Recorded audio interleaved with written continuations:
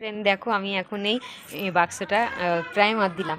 আমাদের গ্রিল রং করেছিল সেই প্রাইমার ছিল, এই যে তো এটাতে দিলাম। দেখো দেখো হাতে প্লাস্টিক পরে একটা ন্যাকড়া প্রাইমারে ডুবিয়ে এইভাবে ঘষে ঘষে গোটা বাক্সটা লাগিয়েছি এইভাবে। এই যে খালি মধ্যেটা দেবো না, মানে জং পড়ে যাচ্ছে বলে আমি এরকম দিয়ে দিলাম আর কি। পুরোটা রং করে দিয়েছি যাতে আর জং না ধরে, ওই জন্য। দেখো ফ্রেন্ড আমি আমার সব ক্যাতা কাপড় চোপড় বাক্সের মধ্যে ভরে বাক্স লাগিয়ে এর উপরে কড়াই রেখে দিয়েছি। এবার ভালো করে নিচে ইট দিয়েছি, তার উপরে বাক্স রেখেছি। এবার ভালো হয়েছে বলো? আর তোমার ওই মানে জং ধরতে পারবে না, আর ওইও লাগতে পারবে না। কেমন হলো বলো? ভালো হলো না? এখানে এত ঠান্ডা, আমারও তো ঠান্ডা লেগেছে।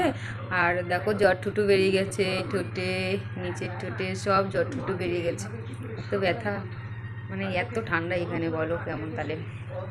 তো তোমরা সবাই কেমন আছো বলো? আজকের মতো ছোট্ট মিনি ব্লগটা এখানে শেষ।